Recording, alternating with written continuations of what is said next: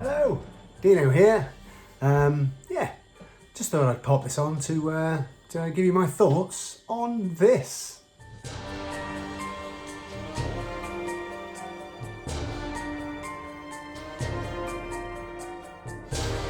Now, I know realistically that it doesn't factor very greatly in the big scheme of things. What with everything that's going on, pandemic, bird flu's on the rise, etc. But I think it's something that we should at least consider, if you know what I mean. Yeah.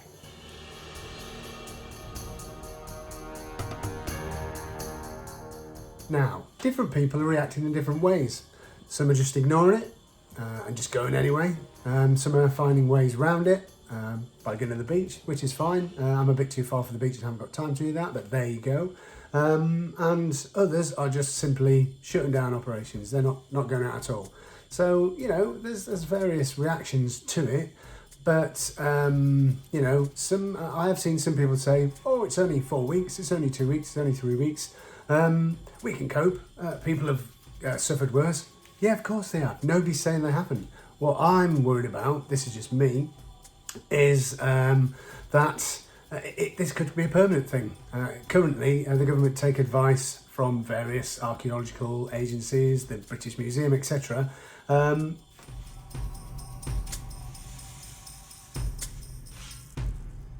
And they've been advised to put that I think is it paragraph B, I don't know, which says we can't detect on private land even with permission. So yeah, you think, 2nd December, it's all gone. What if it hasn't? What if they decide, oh, this is working, let's hold it in there, and maybe, I don't know, introduce other things like licensing, etc. Who knows? What if this lockdown is extended through till March? Furlough's being extended to March, so that's a possibility. So you've got to consider that. You're happy to not be able to metal detect on all your permissions until March, have to go down the beach, etc. Are you? I don't know, you might be. Who knows? To be fair, I'm okay. I've got other things to do. And I could, I've got a couple of permissions that I could go on. Not currently, obviously, because of the bird flu which is kicking in, etc., which affects a lot of different areas, and other things. So you can see what I mean. What if it's extended? What if they just leave it in there? So would it kill the hobby? I'm not sure. Maybe, but I think the only way. What harm does it do? I have seen comments on Facebook and other social media platforms calling people who are questioning this and signing a petition, calling them out to say, well, it's, as I've said before, it's only a couple of weeks, get on with it. People suffer more, worse. Yes, they did. People have suffered more. Nobody's saying they haven't, as I've said previously. But if we don't at least put our hand up and say, excuse me, I'd like to question this. I think you've got it wrong, got it backwards, or wrong, whatever. And they just let go. The worst voice is a silent voice, or the worst reactions. I don't know. It's something like that anyway. If they say no, that's how it's going to be. That's how it's going to be. We just have to cope with it and find ways to work around it. But until then, I do think we need to speak up. And I know Dawn Chip Chase, Digger Dawn started a petition. That's doing really well, and it should get it should get noticed, hopefully, and something might be done. At least if they look at it and say, no, that's our decision, or no, we got it wrong.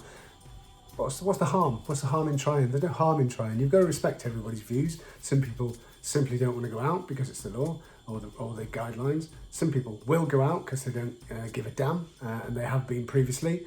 Some people, strange enough, will, having in the last lockdown, just ignored everything and gone out detecting or willy-nilly and pretended to have COVID, mentioning no names, and will then, this lockdown, say, oh yes, that's a good idea, I'll go for that, I'll sign the petition, everyone. Yeah, that's kind of, that smacks of jumping on said bandwagon. Anyway, I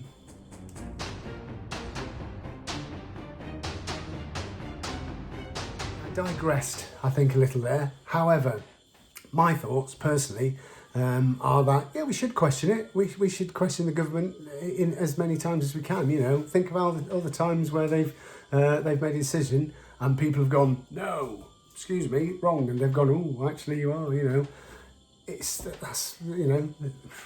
Oh, I don't know. Represent us, is it? I don't know. Anyway, yeah, so also, I'm happy to stay at home and not detect. I've got plenty of stuff to do, but I would rather be able to get out into my fields and detect, or to the beach. I mean, I know I can go to the beach. I can, sadly, I live in a county where they do not allow you to go near council or public property with a metal detector, or anything else for that matter. Lucky to be able to walk in it.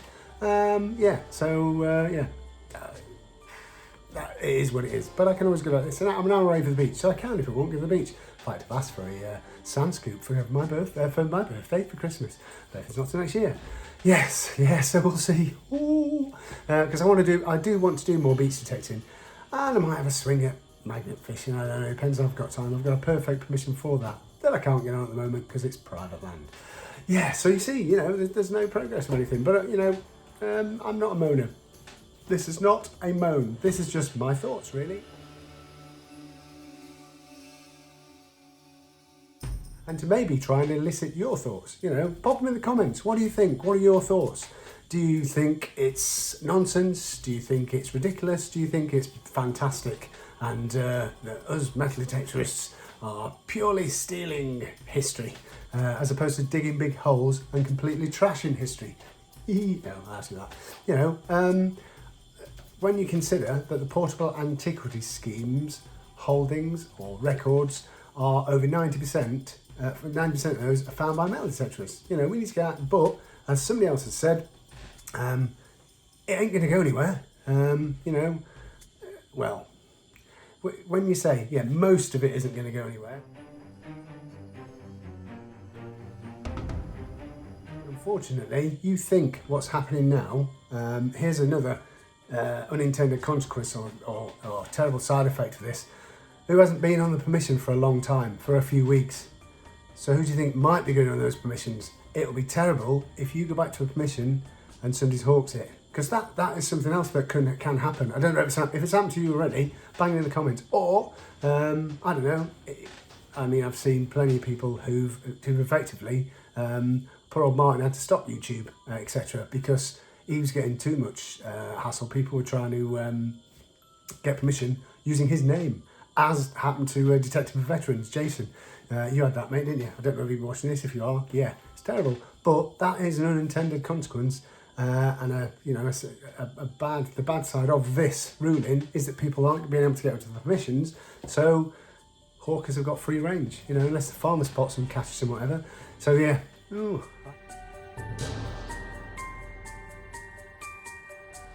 So yeah, that's my thoughts. There are my thinkings from in here on the current government legislation, which stops us from detecting on private property without permission, but allows us on public land with permission from the public authorities, which includes beaches, parks, public footpaths. Doesn't include a field with a public footpath running through it. That's I've seen that a couple of times. No, seriously.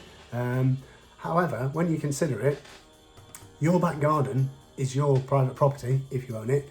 If you give yourself permission, you still can't detect on it. That's private property. That is what the guidelines say. That's how I interpret it anyway. So yeah, it's a bit odd, isn't it? Really, pretty sure they got it wrong. I think what they should have done was made it that you cannot detect on public land, which is where people gather. You know, so you're restricting people to a public place. But you can detect on private property with permission. That makes more sense, doesn't it? Surely. And as many people have said, if I'm in the middle of a, 40-acre field on my own or with a friend, socially distancing, of course, it is much safer than both of us being in a public park with permission from the council, with, you know, kids running about, people throwing sticks for dogs, jumpers for goalposts. You know, that was just Jack having a drink of water. Yeah, Let me know what you think. Look forward to your comments on this one. Thanks so much for popping back and watching this, if you have watched this. I mean, hey, what do we do? It's a hobby. Yes, of course it's not life-threatening if we don't do it, but you've got to consider the mental health issue. Why people metal detect. Some people get out into the fields, and I do it really, to be fair, just to get away from it all, just to reset mentally. And it's so good. Green space is just great for mental health, and it was, I mean, it's recently Mental Health Aware Week, wasn't it? So maybe it's another angle to come from. I don't know, but yeah. Thanks so much for joining me. Thanks in advance for all your comments, because there probably will be some, I don't know, maybe there are, maybe there will not be. But yeah, don't forget to fill your roles, wear gloves, I haven't got any, sorry. Follow all the codes, do metal detect responsibly, stay safe, good luck and happy hunting on your next one, and I will see you on my next hunt or video or whatever it will be. Cheers! Moving to litigation.